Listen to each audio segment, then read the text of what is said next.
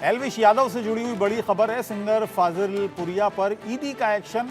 ED ने एल्विश फाजिल पुरिया की संपत्ति अटैच की है। यूपी और हरियाणा में संपत्ति अटैच की गई है। एल्विश की बिजनौर में करीब 3 एकड़ जमीन को अटैच किया गया है। स्नेक वेनम मामले में ये एक्शन ईडी का हुआ है। इस वक्त की बड़ी खबर आपको बता रहे हैं। यूट्यूबर एल्विश यादव की सांपों के जहर मामले में ये कार्रवाई ईडी ने की है। एल्विश यादव और सिंगर फाजिल पुरिया पर यह एक्शन हुआ है। ईडी ने इनकी अटैच की है, संपत्ति अटैच की है। यूपी और हरियाणा की संपत्तियां अटैच की हैं। बिजनौर में करीब 3 एकड़ जमीन अटैच की गई है। सांपों के जहर वाले मामले में ये एक्शन ईडी का देखने को मिला है। जावेद हुसैन इस वक्त दिल्ली से मेरे सहयोगी इस वक्त मेरे साथ बने हुए हैं। जावेद, क्या खबर है पूरी? जी देखिए अबुल, ईडी ने प्रिवेंशन मनी लॉन्ड्रिंग एक्ट के तहत एल्विश यादव और इसके साथ कुछ दूसरे आरोपियों के जो प्रॉपर्टी उसको अटैच किया है। इस वक्त की जो जानकारी है कि उत्तर प्रदेश के लखनऊ जो कि ईडी की स्टेट यूनिट है, उनकी तरफ से कार्रवाई करते हुए ईडी की टीम ने बिजनौर के में 3 एकड़ की जो जमीन है एल्विश यादव की, उसको अटैच किया है। ये जो पूरा मामला है स्नेक वेवन जो ये जुड़ा हुआ, जो इलीगल तरीके से जो सांपों के जहर का पार्टियों में एक तरह से उसको लाया जाता था, वहां पे कारोबार किया जाता था और ड्रग्स के तौर पर जो इसको पूरा इस्तेमाल किया जाता था सांपों के जहर को, और उसको लेकर जो एक मामला दर्ज किया गया था। इसमें ईडी ने पहले भी एल्विश यादव और सिंगर फाजिल पुरिया के से पूछताछ कर चुकी है, उसके बयान को दर्ज कर चुकी है। लेकिन आज गुरुवार के दिन इस पूरे प्रिवेंशन मनी लॉन्ड्रिंग एक्ट के तहत इस मामले को दर्ज करते हुए इस कारोबार से, यानी कि जो लीगल जावेद, आप हमारे साथ बने रहिए। पीएफए के सदस्य हमारे साथ जुड़ गए हैं। सौरभ गुप्ता हमारे साथ जुड़ गए हैं। सौरभ, मेरी आवाज आपको मिल रही है? सौरभ जी जी जी, आपकी आवाज मुझे जी। ये एक्शन हुआ है ईडी की तरफ से और सांपों के जहर के ही मामले में ये एक्शन हुआ है एल्विश यादव पर। 3 एकड़ जमीन बिजनौर में अटैच की गई है। हरियाणा में भी कोई जमीन अटैच की गई है?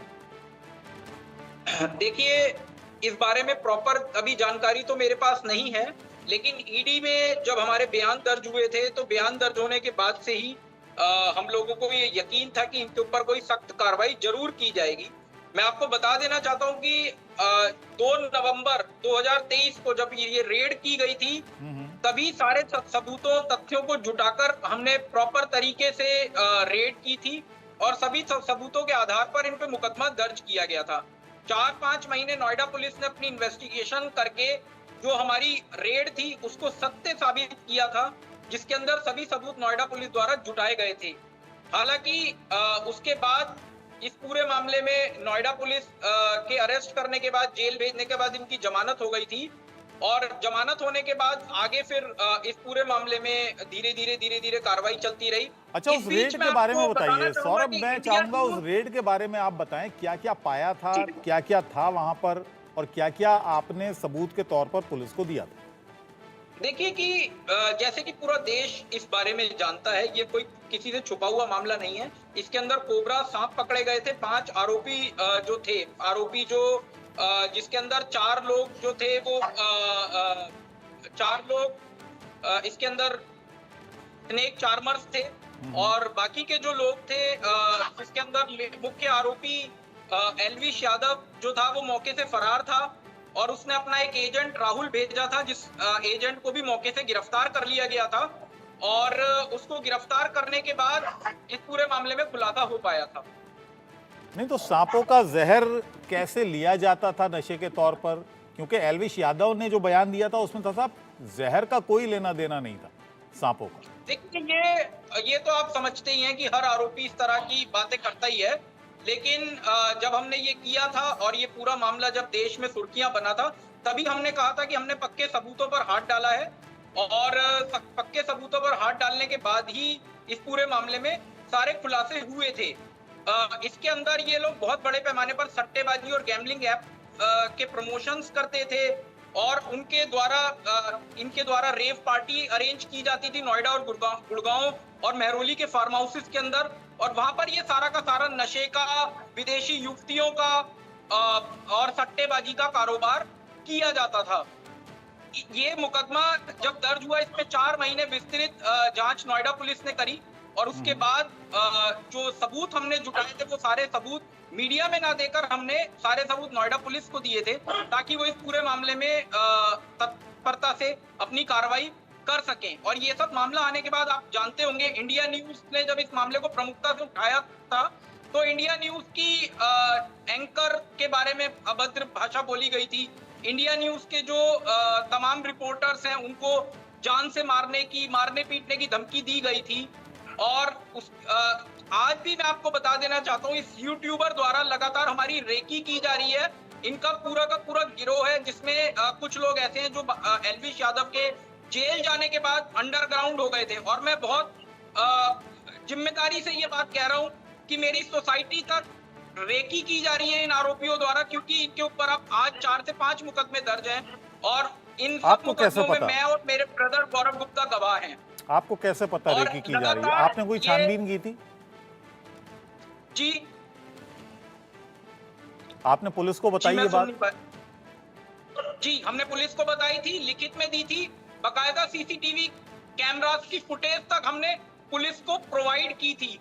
और उसके बाद मैं आपको बता देना चाहता हूँ, दिल्ली पुलिस से हमको सिक्योरिटी मिली हुई थी। इन सब सबूतों को देखने के बाद नोएडा के डिस्ट्रिक्ट जज को भी हमने ये सभी सबूत दिखाए थे। और उसके बाद यूपी पुलिस और द्वारा हाईकोर्ट के आदेश पर हमारी सुरक्षा भी बढ़ा दी गई है।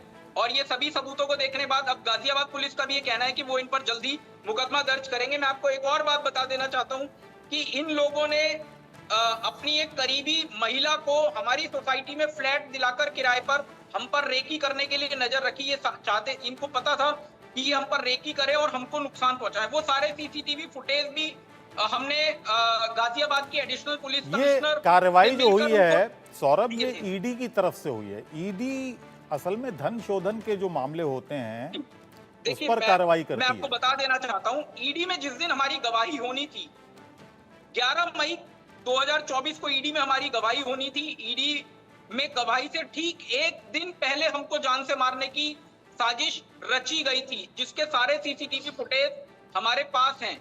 आपको याद होगा जब ये मुकदमा दर्ज हुआ था और एल्विश यादव जेल गए थे, उस समय उनके माता पिता ने हर न्यूज चैनल पर बैठकर ये बोला था कि मेनका गांधी जी की ऑर्गेनाइजेशन पीएफए के गौरव और सौरभ गुप्ता द्वारा हमें फंसाया गया है।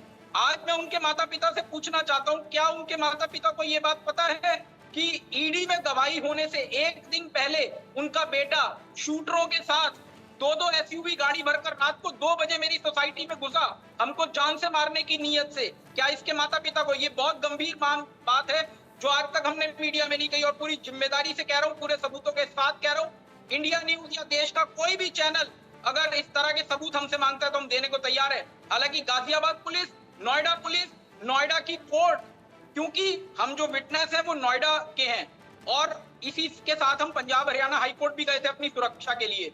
ये सारे सबूत हमने कोर्टों में और पुलिस में दिए हैं। के साथ तो आप विक्टिम भी हो गए। अगर ऐसा है और आपके यहाँ जान से मारने की नियत से ये 2-2 गाड़ियां भर के आए, तो आपने इसकी शिकायत करनी चाहिए थी, मुकदमा दर्ज कराना चाहिए था, सबूत देने चाहिए थे आपको। बता देना चाहता हूं, जैसे ये सारे सबूत हमारे हाथ लगे थे, हम लोग हतप्रभ थे इस बात को देखकर कि इन लोगों की इतनी हिम्मत बढ़ गई कि एल्विश यादव खुद लवकेश कटारिया, एक जो बिग बॉस में गया था, वो एल्विश यादव के साथ था। उसके साथ इनके साथ 7-8 शूटर बैठे हुए थे दोनों एसयूवी गाड़ियों में। गलत नाम से इन्होंने सोसाइटी में एंट्री कराई और रात को 2 बजे ही हमारी सोसाइटी के अंदर गाजियाबाद की गौर कैस्केट सोसाइटी में ये लोग घुस गए। और ये सारे सबूत हमने गाजियाबाद और नोएडा के सारे सबूतों में क्या क्या दिया आपने? देखिए, गाजियाबाद पुलिस आज तक ये कह रही है कि हम जांच कर रहे हैं, और फिलहाल अब इन सब गाड़ियों पर सोसाइटी में आने में रोक लगा दी गई है। एक लड़की जो इन्होंने प्लांट करी थी, एक अपनी महिला मित्र हम पर रेकी करने के लिए, उस महिला मित्र के खिलाफ भी अब गाजियाबाद पुलिस ने जांच तेज कर दी है। कल ही मेरे पास एसीपी, जो कंसर्न्ड एसीपी है, उनका फोन आया था और उनको हमने कल ही सारे सबूत भी प्रोवाइड किए हैं। तो बेसिकली हमने ईडी में भी ये बात कही थी जिस दिन हमारी गवाही होनी थी, और मैं लगातार चिट्ठियों के पत्रियों के माध्यम से हर कोर्ट को, क्योंकि जहां के भी हम गवाह हैं, आज 5 मुकदमे इन पे दर्ज है, गुड़गांव में इन पे मुकदमा दर्ज है, गाजियाबाद में इन पर 1 मुकदमा दर्ज है हमारी गाड़ी रोककर धमकी दिलवाने का अपने कार्यकर्ताओं से, 1 मुकदमा इन पे नोएडा में दर्ज है और 1 मुकदमा ईडी ने दर्ज किया है।